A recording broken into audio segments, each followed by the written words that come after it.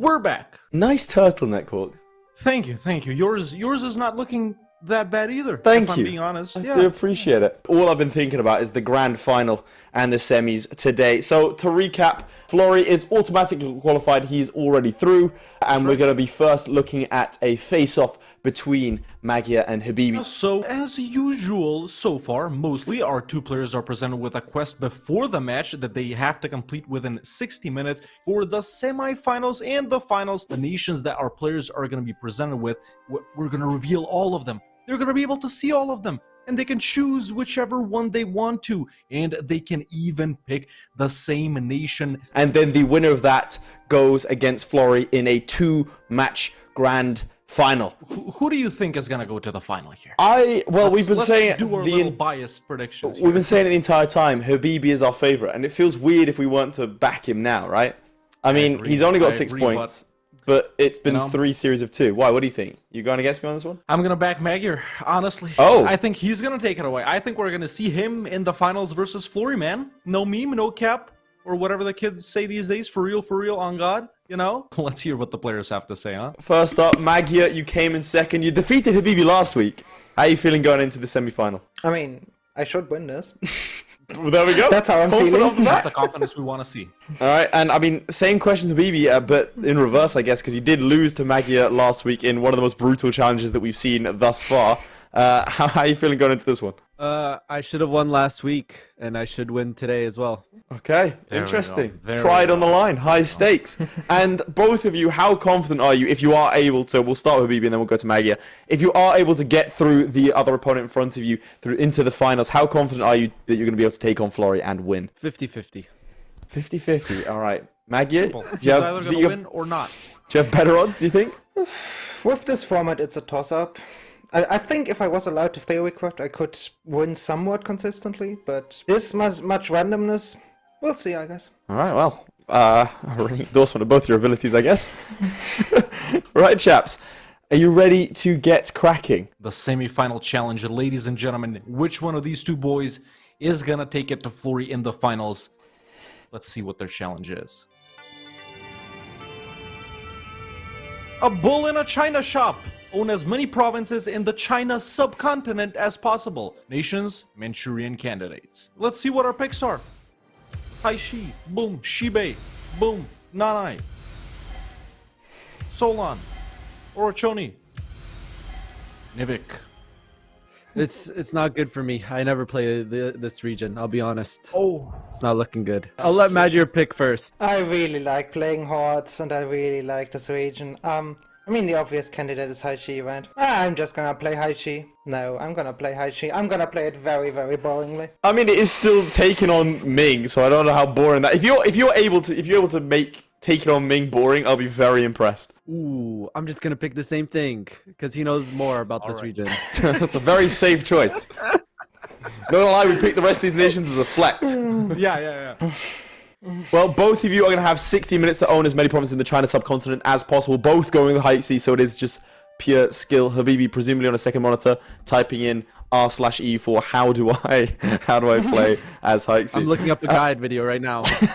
Right, well, you do have a second or two to prepare, and then I will let you know. Good luck, both of you. This is Haishi, the nation that both of our players have chosen. 4 provinces right here in the region of Manchuria. The goal for this challenge is to conquer as many provinces over here in the region of China. It really is as simple as that, boys. If it is simple as that, we'll see. We've got an hour on the clock, and on the count of 3, we'll get cracking. So 3, 2, 1, go. And boom, there we go. Here's Habibi setting up his nation, getting advisors, getting armies up. You really got to start blobbing out here real quick. The main goal for Haishi right here is to form Manchu, get access to that amazing Manchu mission tree. I believe that's what's happening right here.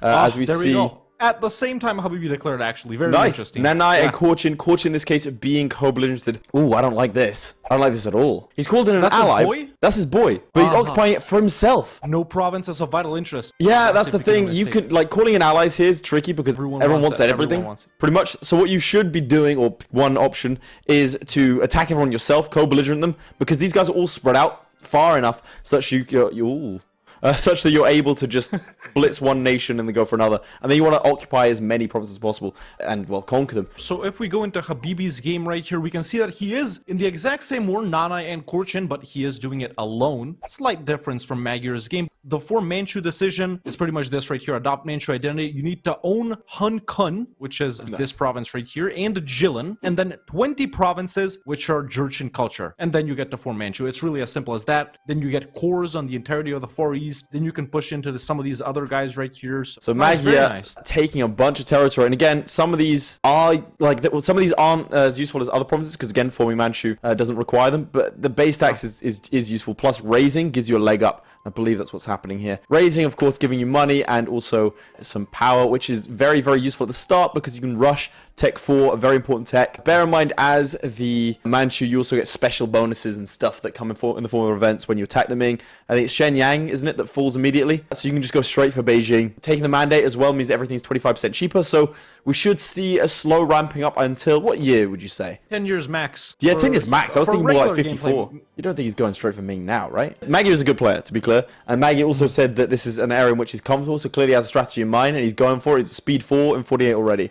So clearly he has an idea of what happens next. But he's heading west. I just want to see if he goes for it. Is he looking like he's going to go for it? He's hovering a little. There you go, Tech 4. Yeah. No shot. No. Let's go to Habibi directly right here, actually see what he's thinking. But he is in a war versus Orochoni and Shibe. Just won a battle right here, as we all saw. Can you just tell me what's going on with Shibe there? Did he wipe piece him? That's a white piece. I'm very curious at that. Taking it slow, you know? He'll have 15 provinces if he full annexes Orochoni, and after that it's just 5 more. He has to fight Shibe or Solon next in order to form Manchu. We did hear from Magyar that Magyar is going to be playing it boring, i.e. safe, and that's understandable. Shibe, in the meantime, has grown a little bit bigger, and Shibe allied with Oirat. Oh, that's not rough. Something you want. Yeah, and Janzhao is a tributary of Ming and allied to Korea. I've never seen that before. Usually they're rivals. They're hard rivals. It's the same situation in Habibi's game. They have also allied Korea. Oh, but look at this. Oh, that guy's nice. You go in. Nice. Yeah, and he does. High Sea Ming War for Mandate of Heaven has got Tech 4. Oh my god, this is it immediately. But doesn't get Shenyang pivoting to his control because he isn't Manchu. But a 5-5 general and a tech advantage does spell good things. But this is it for Magyar. If you don't win this first one, you have to restart. And there it is. Ming does take Tech 4. Oh, this is why you have to get that disparity. I'm gonna say it. He's not gonna win. He's at full mandate, same tech. That general. No, they just took something. He's not gonna save you. They just took something. They're now low mandate. Now Ming is throwing. Bruh. Ming is hard throwing. This is rigged. Now he's gonna win, obviously. You think? He has retreated though. Oh, he's gonna get caught. No, he's going in. I don't know anymore. The Orochoni are on Tech 3, so they're not gonna be great allies.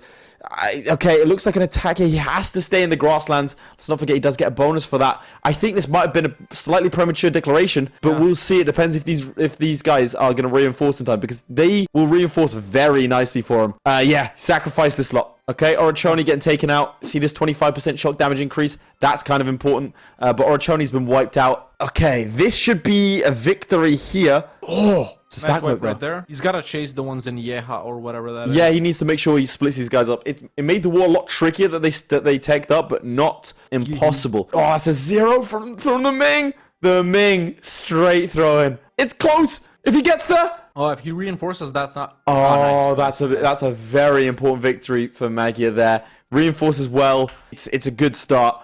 This is where Ming decides if they're gonna take mercenaries or not. He could go around the back here if he gets military access. No, he doesn't see it. He's going around this way. Oh, it's gone very well for Magyar indeed. Let's go to Habibi real quick. Check out the situation right here. So he has wrapped up his war versus Orochoni, full annexing them, obviously. Now, a declaration on Korchin was found itself ally-less. So very simple. But after this, he's got to go for one of these two guys. Obviously, Solon is the obvious choice. Shibe, allying Oirat, and the Jeonju. So Jeonju allying, Korea and Shibe. Weird here, but yeah, this should be another easy war for Habibi right here. Meanwhile, Ming's first ruler has died. Ming is still Tech 3 here. Habibi is Tech 4. Interestingly, the Ming are now fighting on the defensive, but they're just bypassing his troops and have sent 7k over here to deal with his ally. This should be a foregone conclusion. It would be impressive if Magyar loses this, and that's why. See this Beijing fort here?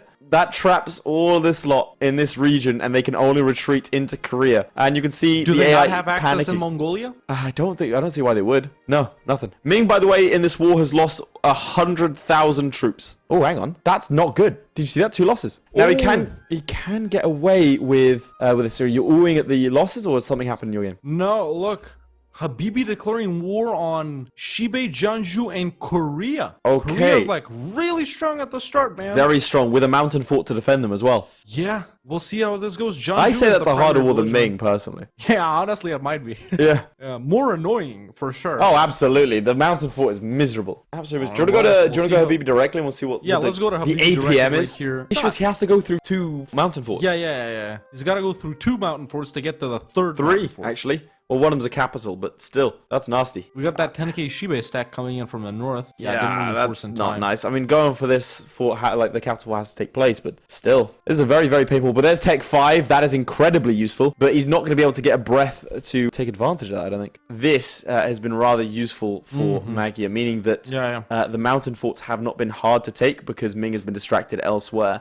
Ming focusing on Mongolian separatists instead of the Haishi hordes coming down. Oh, there we go! Ming has been taken and money has been secured. A lot of money. Now, this is the key part with Ming.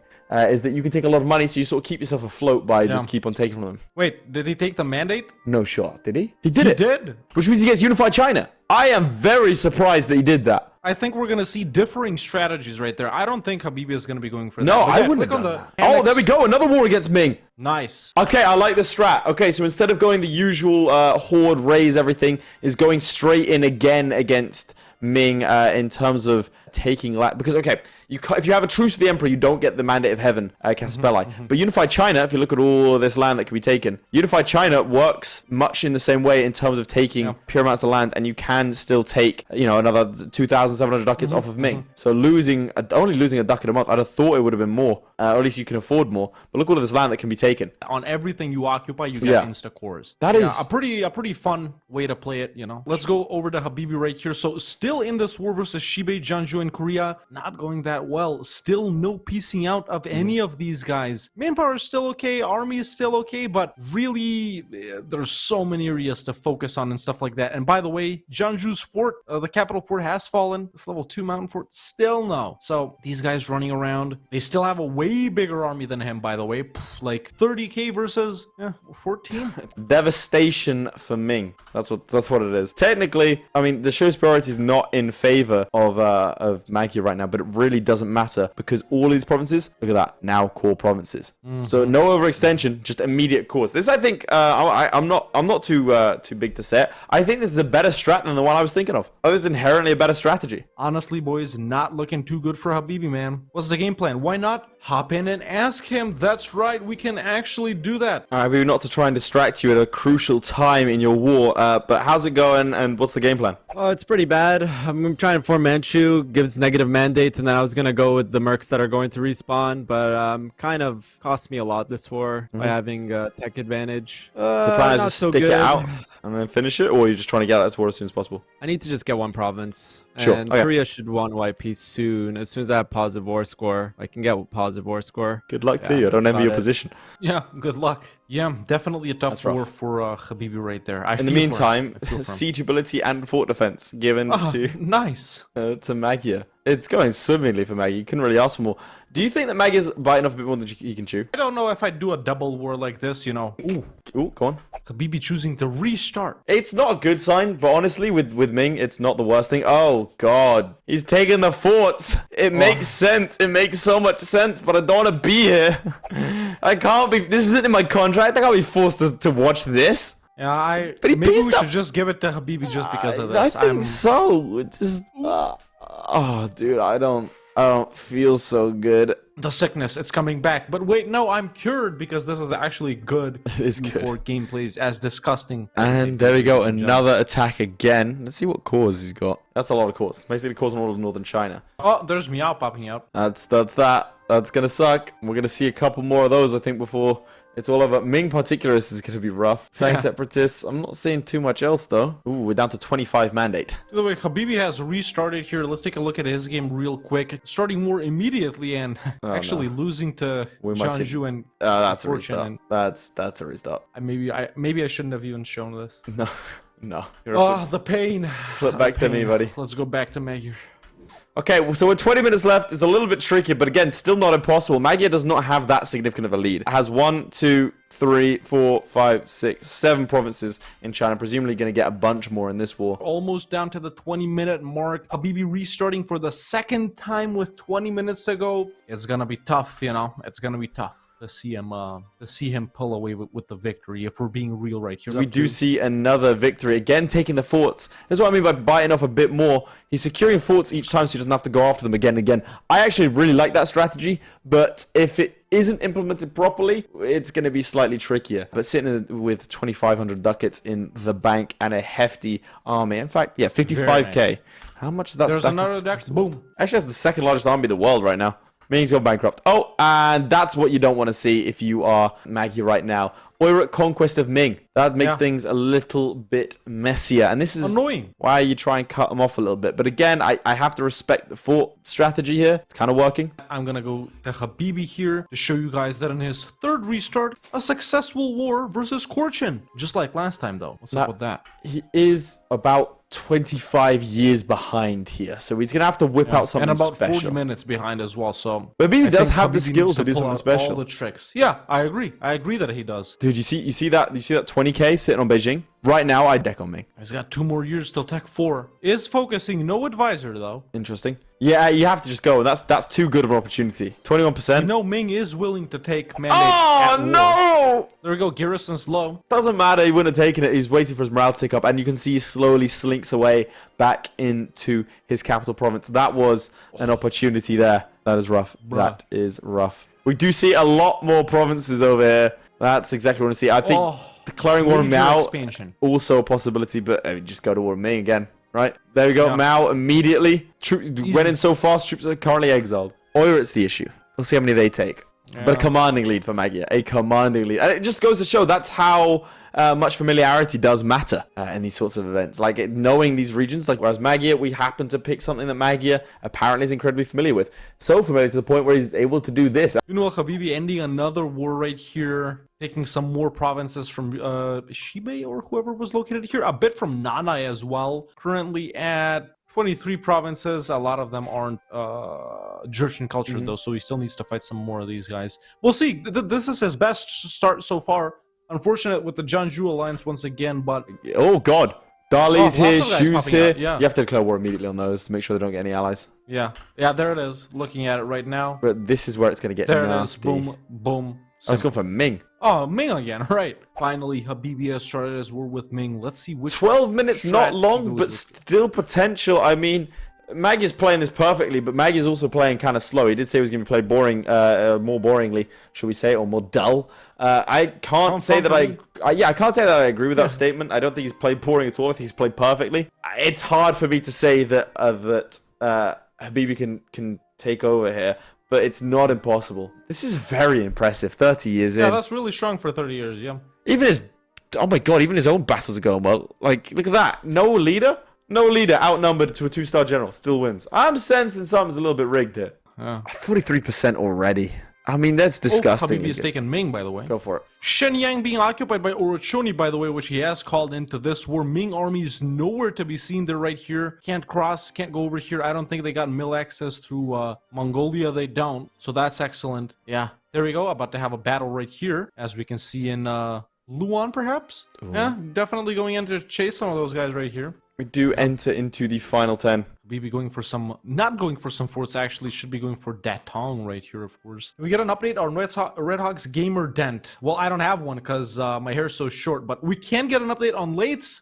Let's take a look at that. Oh, that is pristine.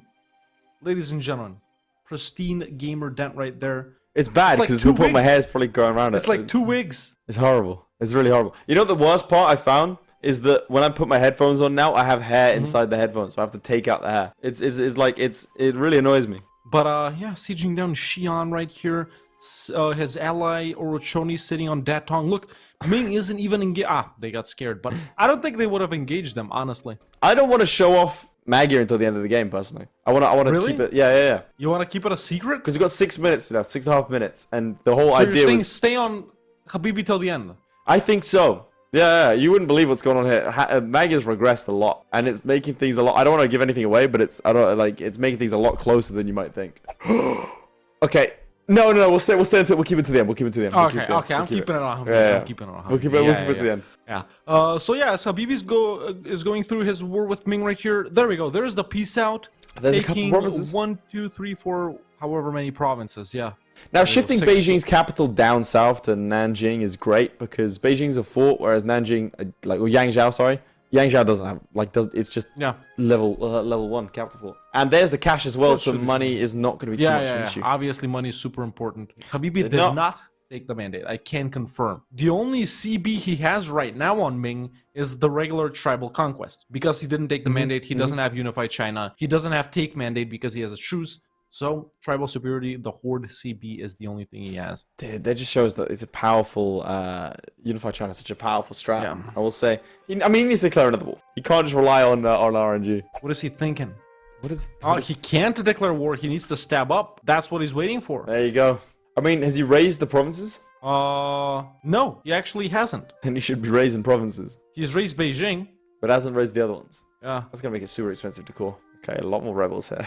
There we go. We're in the final minute right here. Habibi has pretty much about 50 seconds right here to peace out. What's his war score currently? His war score is currently 0. All he needs to do is take Yangzhou, maybe. He can take at least a province. He needs to just hope. He needs to pray. Oh, it's going to be close on that front. He needs to take a province. Is he going to manage to peace out in 30 seconds right here? He might do with a couple of favorable siege ticks. Yeah. Oh, minus 20%. -21, yeah. If he gets... Not that strong. If he gets a breach, he has to just assault. Although he should be sending guys round right now to just... Yeah, siege down provinces. Negative 14 still... also, does he have a siege general on that? No.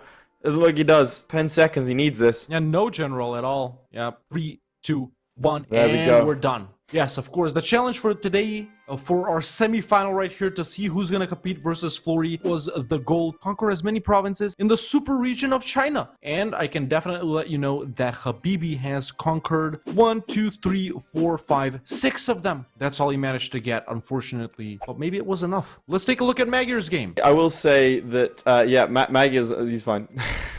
He did have rebel issues, but frankly, he did more than enough. He had some issues down here, but he paused way back to make sure that he didn't suffer any sort of losses. If this continued another 10 minutes, his nation would explode. There's like 60 or 70 of these provinces, man. Do we have to count them? How much exactly, though? Come on, you gotta do it. Dude, we're gonna be here for a while. So, as we send Laith on a mission to torture himself right here, ladies and gentlemen, obviously that is a victory for Magyar right here, and he will be facing Florry in the grand final for this season. Laith, where you at? Okay, I just found it quicker to count how many provinces he has outside of the China region. So he had 14 outside of the China region, which means I think that means he has it's 93. 93. Nice. I wouldn't have done it. Shout out to you. I think 93. Let's see what our players have to say. Boys, Magyar, congrats. Habibi, good showing. GG. Absolutely.